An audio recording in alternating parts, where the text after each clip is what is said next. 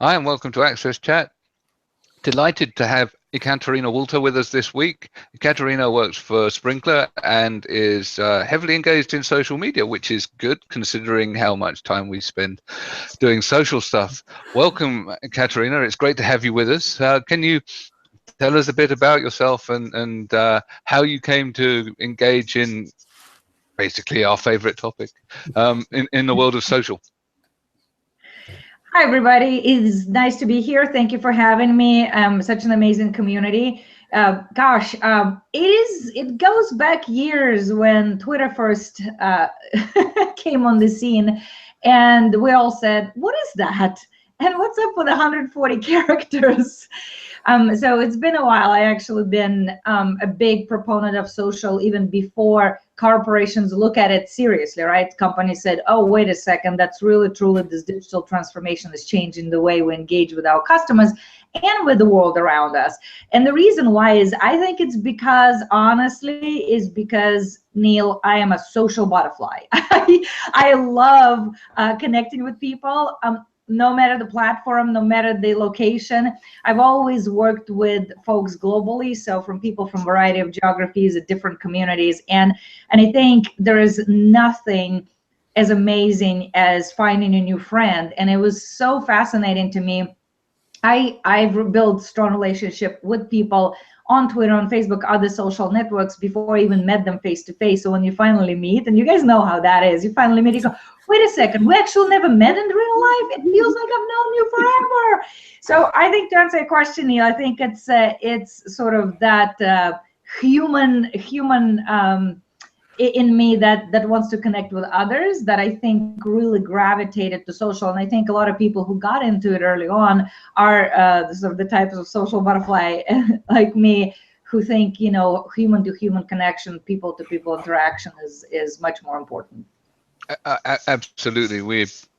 I think all three of us engage a lot online. I know that Deborah and I are definitely extrovert. Antonio is a forced extrovert. He's a convert.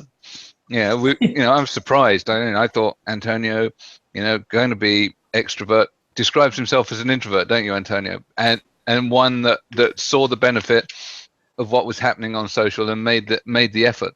Whereas for me, naturally gravitated towards talking to people. I come from a family where I have a house where there's random people staying because my parents have picked them up off the street. So to me, social is very natural. Deborah, I see you have a question. Yes, I had the pleasure to interview Ekaterina, and I always say your name incorrectly. Will you say it with that lovely Russian accent? Ekaterina, but everybody calls me E, so you guys just call me E. It's so much easier that way. Thank you, making it so easy. And we talked a lot about humanizing a brand. And so on AXSchat, we have brands that are very active and are following us and following the conversation. Of course, we're talking about, as you know, inclusion of individuals with disabilities, neurodiversity, things like that. But how can brands get more engaged in conversations like this and use it as a way to humanize their brands? You know, that's an interesting question, and I used to always answer it with, well, here's some things that they can do. You know what, nowadays, after creating digital transformation roadmaps for a number of brands, I mean, gosh, from, small startups to Fortune 100 brands, my answer would start with, how could they need to stop being afraid, right? And that is not necessarily a strategy or a tactic, but it's a shift in mentality. Because I can I can talk for hours about what are the things they could do. I can map out the strategy, but at the end of the day, if there are several shifts internally, sort of shift in mentality don't happen internally, those strategies are not going to go anywhere. It's just going to be dead weight, on paper or on a PowerPoint. And so my answer is, first of all, is make sure you give it a chance. You know what? Engage with people like you would with others in your regular personal relationships. But most of all, change your mentality. Stop being afraid. Take a risk. Take a jump. If you're not take a jump, just at least just kind of dip your toe and really truly understand what creating those communities means, because everything in life starts with a relationship. I don't care if you're a business or a person. And so and also break silos internally, right? Because not only there's that fear, well, what's going to happen if we all open the gates, but it's also oh my gosh, some people are doing it in the company, some people are not doing it. We will look like we're totally disoriented. So before I throw out the strategy, right, I always say, look, there needs to be a shift in that mentality that happens first. And a lot of times it's hard to do, right? Because it's cultural and it's ingrained, and hey, we've always done it that way. And then after that, really, truly, just don't try to do everything. Don't try to be on all the channels. Don't try all of these tactics. Just jump into other people's communities first, try it out, create yours, engage with people, learn about them, what they like, what they don't like, what it feels like. And once you do, you're gonna get hooked, and you'll never gonna go back. But you know what, again, you have to start with yourself, you have to start with your leadership, you have to start with internal mentality and culture to really truly do it right. Because if you don't do it right, people will know, right? They will smell false. Yep. And I know that we talked about this a lot on the podcast, and so I'll make sure that we put a link of the podcast out on AXSchat.com so people can listen to it. But I do really agree that, well, in the first place, you're the only person I'm really hearing talking about humanizing a brand. And as one thing we've done at AXSchat is really become a path to the community. We're a part of the path to the community. And I think to communities like our community of individuals with disabilities as such a large community is a way to start showing us you're humanizing your brand. But let me turn the mic over to Antonio, and Antonio has a question for you. I think before humanizing our brand, you need to humanize our culture. So otherwise you are in a clash of values.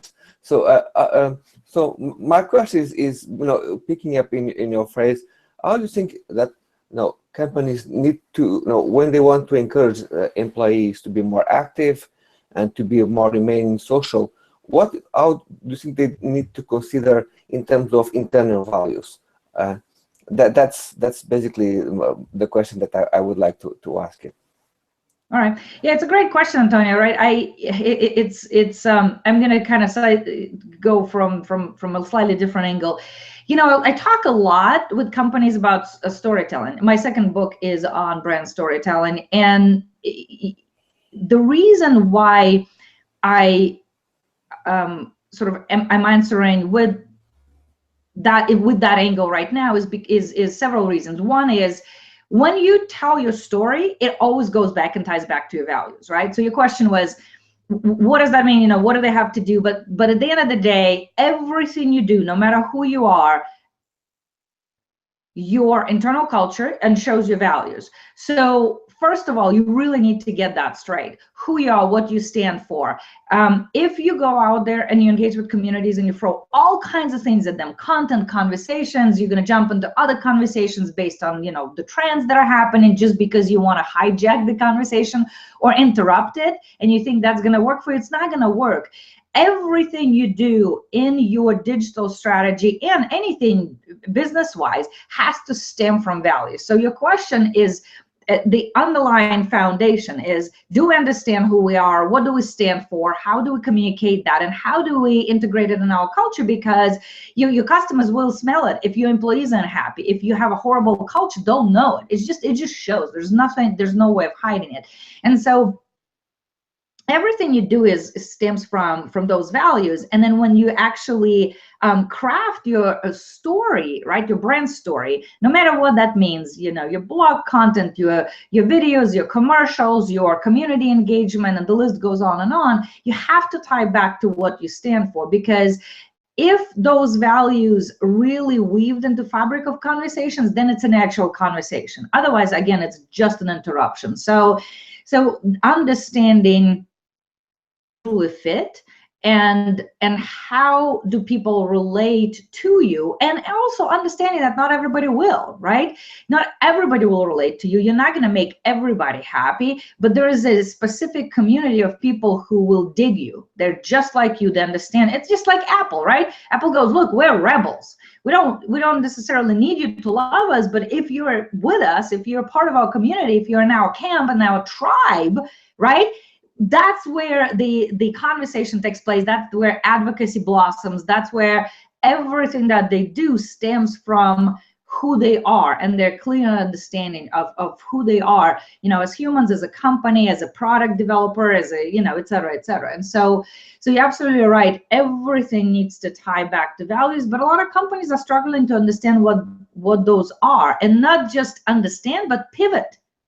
As nothing stands still. Your culture changes, especially as you grow the company and add additional product lines, or you buy other companies, it all shifts and changes, and it really becomes hard to keep that clear picture in mind of what are your values, and not only that, how do you weave it into those connections that you make online or offline. When you started working in the United States, and you come from a sort of a more European culture background and education. What was your initial, let's say if I'm going to use the white word here, clash with the American way of doing things, and also at the corporate level, because the European values are different. We do things in a different way. My point is, sometimes we've seen over the last 24 months what has been happening with some of the values with some American startups who had a high level of culture in terms of innovation, but then they are quite weak in terms of the culture, and then you see all these explosions outside coming about what they did, about their practices. How do you see how you were able to find your space within all that mess? Oh my gosh, I think it goes back to the values that you talk about. It's who you are as a person, and are you willing to open yourself up to the opportunity to search and look for it. A lot of people are scared. They said, look, this is the little world, narrow world that I know, and it's really tough to go outside and say, is there something else for me, right? So I have actually 3 majors in my my bachelor's degree, and then I have an international management, an MBA in international management. And so my 3 majors were management, marketing, and finance. And I think I've done the right thing by, right, just like what we recommend, right, you guys? We recommend try things out. To corporations, just take a risk. That's just be sort of human. That's what we recommend. But on a personal level, it's the same thing. And so I actually worked in a financial space for a while, and I thought, that's not for me. And then I started in marketing. I said, oh, that's cool.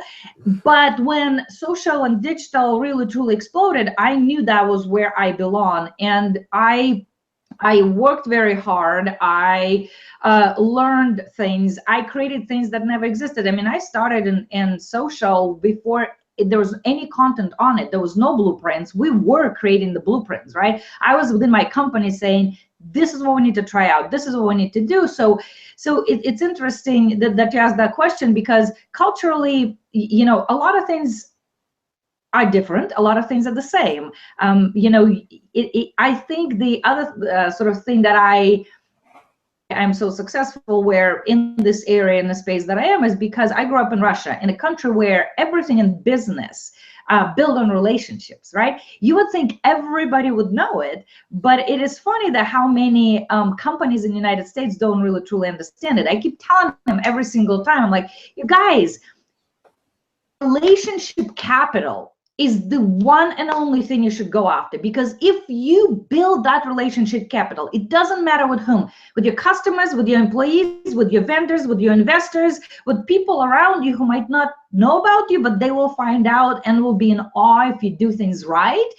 If you build that relationship capital, the bottom line will take care of itself, but people look at it differently. They look at it totally upside down, right? They go, well, we gotta go off the bottom line. How can we get there? Oh, wait a second, for this product line, or we gotta have to do this, or we gotta do that acquisition. And they think about it in the wrong ways. It is all about relationship capital. You take care of people, people will take care of you, whether it's your employees or your customers. And so I think that culturally to me was a bit surprising, how that understanding wasn't really ingrained in business, and sometimes it was. It just depends sort of who you are and where you are. And you know, there's a lot of other things, like, for example, diversity. United States expecting, or you know, having a sort of rose-colored glasses on, thinking that there's diversity is so much more welcome. And it is, if you compare it with countries like Russia or others, right? But it's still not to the point where it should be, right? I mean, any diverse group, right? Whether it's people with disabilities or LGBT or others, right? I just kind of cannot fathom why we don't celebrate diversity as much as we should, right? So there's a lot of those things. And then obviously there's a Caesar salad, which is like, what is that? You know, I couldn't get used to Caesar salad for a while. So there's that stuff.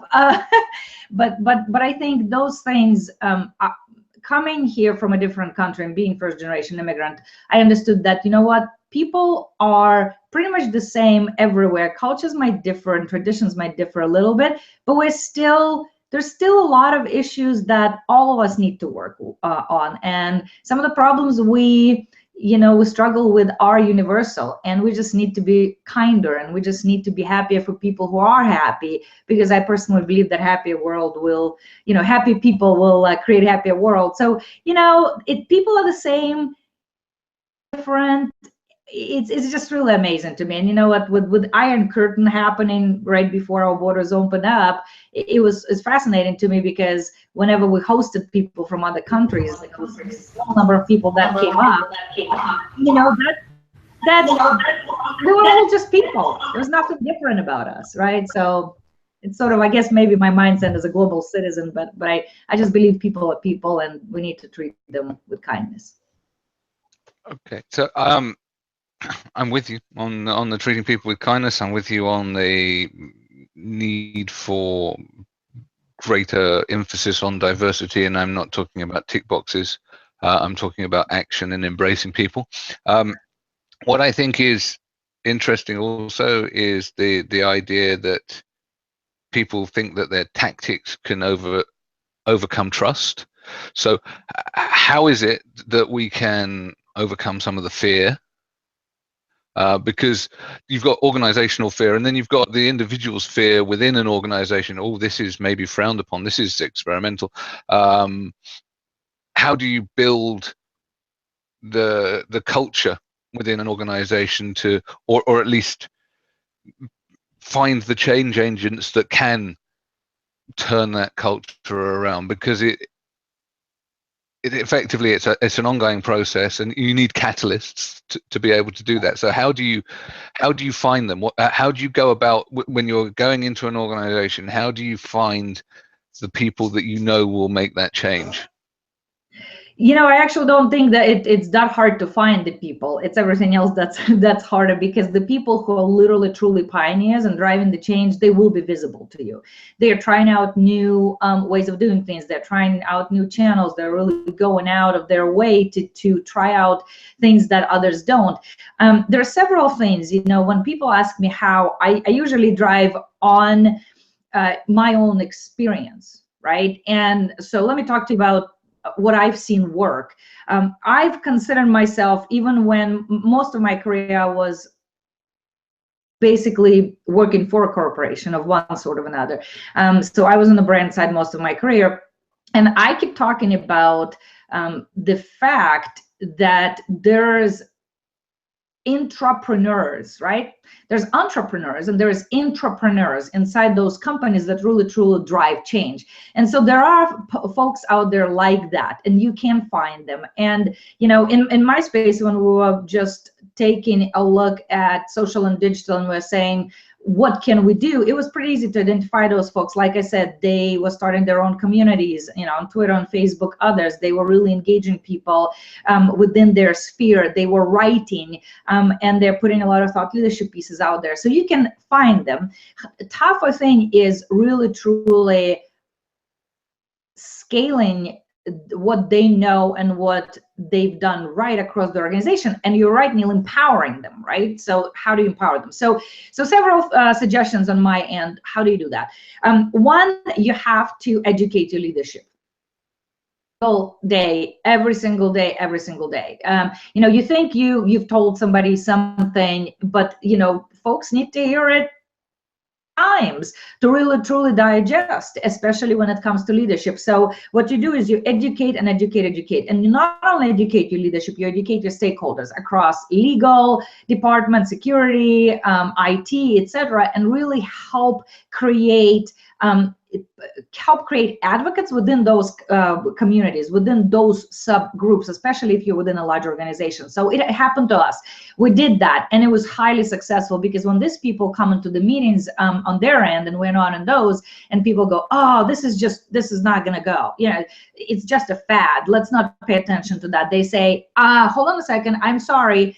Let me tell you something. Let me tell you what I know. Let me tell you what I've seen work, right? So that's one. Second of all, find those pioneers and get them on your side, and sort of create smaller community internally that will help you push that message.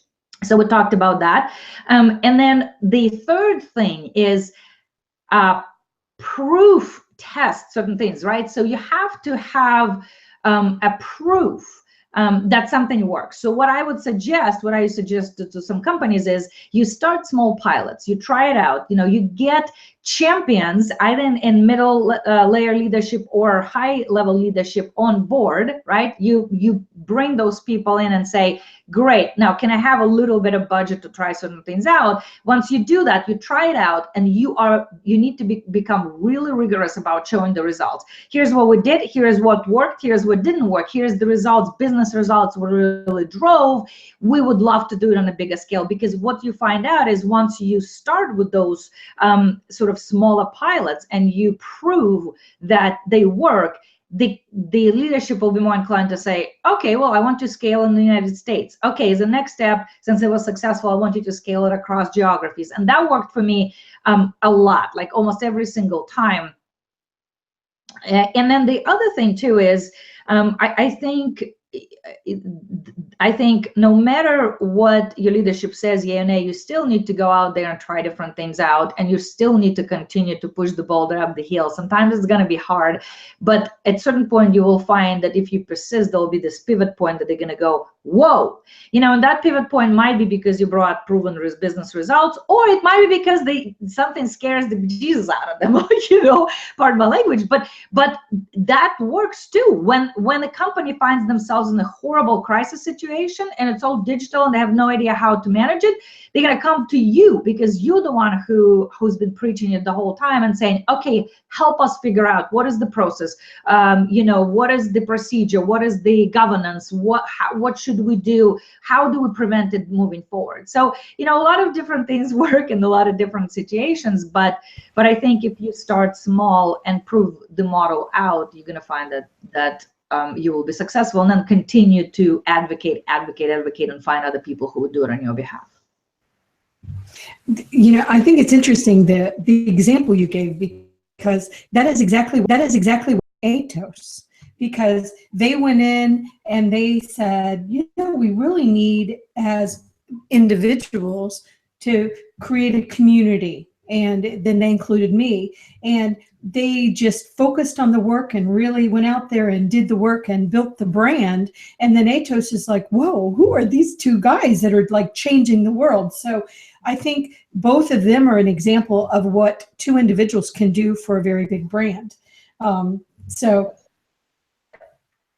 I also think it's interesting what you said that about when a brand gets in trouble. And of course, right now we have a few brands in the United States that are in big trouble. One is in really, really big global trouble. And I know, I put on my marketing hat and I think, know how to help United Airlines. We all know I'm talking about United, but because I can't unsee them dragging the passenger, kicking and screaming, I just can't unsee that. And so, do I understand it's not every single employee? It's, you know, there are a lot of greatness there, absolutely, but I don't know how to unsee it. And so then we go back to earlier in the conversation where you said, you know, they smell fear. And a lot of brands, I believe, are afraid of social media because they don't seem to control their brands anymore. So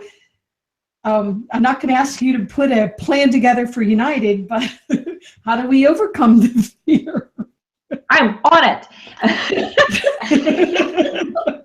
But again, right? Again, I think a lot of brands don't you know, that it comes from putting the customer first. It is all about customer experience. And you know what? It's not necessarily about your profits or what you need to do at this particular moment. It's how do you find a creative solution? How can you come up with a creative solution to make everybody happy? That's a win-win. Maybe it's not always the case, but it's funny when the whole American Airlines thing started to blow up. My husband and I talked. We're huge fans of Alaska Airlines. We've been fans of the airline for 15 plus years, more than that, and we've never seen anything close to that happen, and they've always treated their passengers with respect. And he was telling me the story when there was an oversold flight and they needed a group of I think it was 8 people to. They never dragged anybody off the plane. They just said, guys, we cannot take off. We have to solve the situation. What do you say? And my husband traveled with a large group, so he basically talked among themselves, and they said, look, here's what we want. We want, you know, and he laid out what every person would get if they would take a later flight, and the flight attendant said, great, fantastic, thank you so much, we really appreciate it, done deal. And everybody was happy. They got what they got, and it's just, that's, you know, that's the way the dialogue, they continue to have dialogue with people, and, you know, offering them something else and saying, hey guys, what can we do, until they resolved it. And it's amazing sort of the difference of how this is handled across the companies. But, you know, there's a reason why we go with one brand versus the other, and that's because we consistently get either great or bad experiences. And in this world, it is all about customer experience. That's the only thing you're going to compete with. And the data has proven it, right? I think Gartner said that by 2020, over 90% of business in America will compete purely on customer service and customer experience. So, you know, it's not new news, but that's what we need to strive for as a company. I agree, and it was United Airlines, just, but that's right. One thing that was traveling the other day, and she was traveling, and they said. The attendant came on, the flight attendant, and he said, or the team member, oh, I don't want to ask this question. Oh, I don't want to ask this question.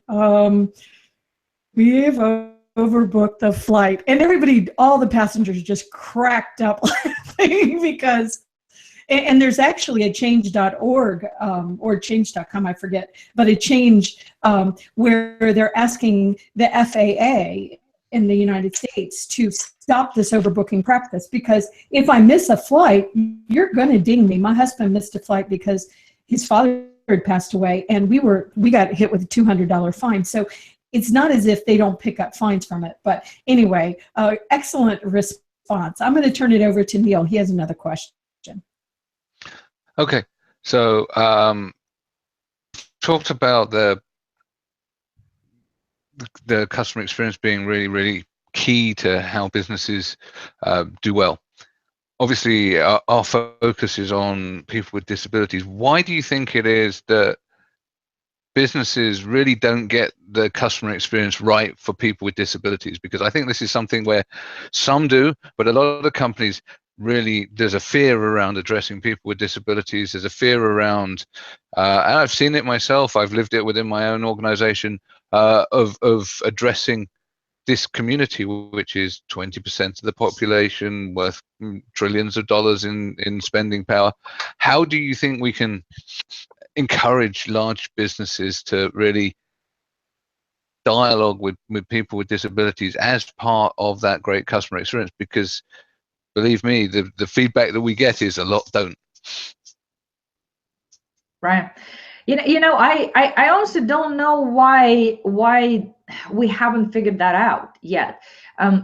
If I would guess, I would say that is because every time you look at sort of a community that requires a different approach, right? And I'm not just talking about people with disabilities, but a variety of communities across the board that requires different approach, different considerations, different dialogue, different types of products, different types of innovation, right? For some reason, it's just not, the companies don't either are worried or afraid, or they don't want to focus on it because they feel like there's a larger world, or better, what, marketing term, segments of communities that they could potentially address or connect with. I'm not sure why that is. To me, it's interesting. To me, those communities are the most open to dialogue, it seems, or the ones that want that human interaction, the ones that say, hey, we would love to innovate with you, we would love to be a part of whatever it is you're doing, right? Just bring us in, just let us in. And I don't know, that's just where the fear comes from.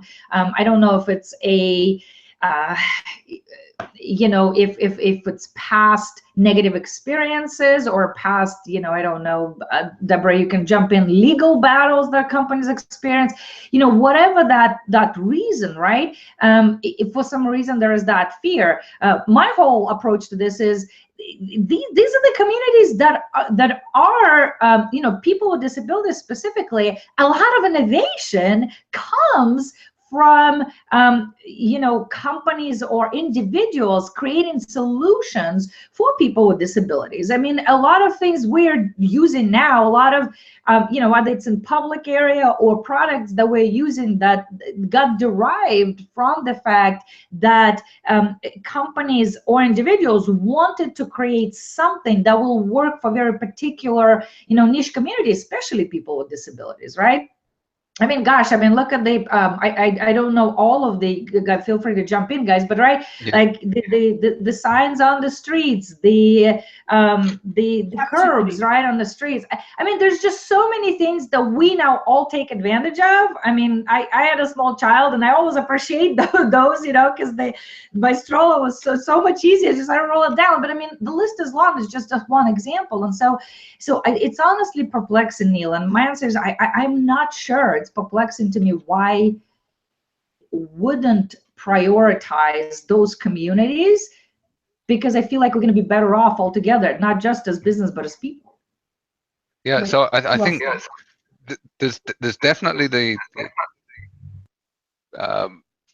thinking that people think it's not a profitable segment, and yet we had John Kemp on from the Viscardi Center, and he came up with an astounding statistic, which was something like 40% of all of the wealth in America is under the control of people with disabilities, because as people get older, and guess what? It's the older population that hold all of the money. They've got the assets.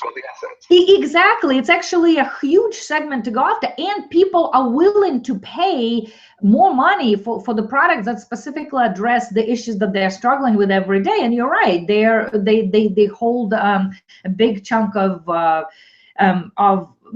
dollars. So it is astounding to me. But I also don't know. I think what you guys are doing and the conversations you're having is extremely necessary and crucial to companies, opening their eyes and saying, look, we've got to look at it differently. And so that's why I love what Deborah does, what you guys do, and Deborah and I connected offline multiple times to talk about a lot of amazing things she's doing with brands, and I go, yes, we need more of that. So definitely.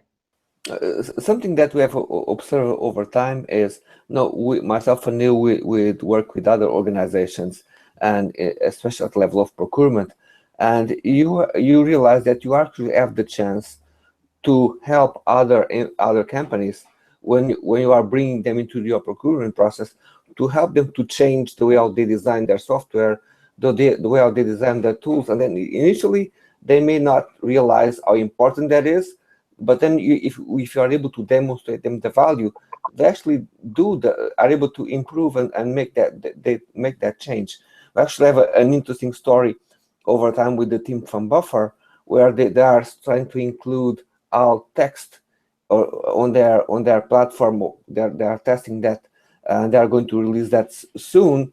That end up from some online conversation. So, and in fact, there was people in there who were willing to do this. They were very passionate about making their software accessible. So I think if you are able to start the conversation and you do it in a very friendly way, people will change and create accessible tools for people. Correct. That's correct. I almost feel like that you need to have members of those communities working for your company to say, hey, let's start a dialogue. Let's do more of that. And a lot of companies are looking at diversity slightly differently. So my hope is that we continue to include more and more groups into those conversations. Excellent. Yeah, I think that we all do. We obviously don't want to stay siloed within a disability community. We want to be out there having conversations with the wider world. We've reached the end of our time now. Thank you very much. It's flown by. Great chatting with you, and really look forward to you joining us on Twitter tomorrow night for AXSchat. Thank you very much, Ekaterina Walter. Thanks for having me. Thank you.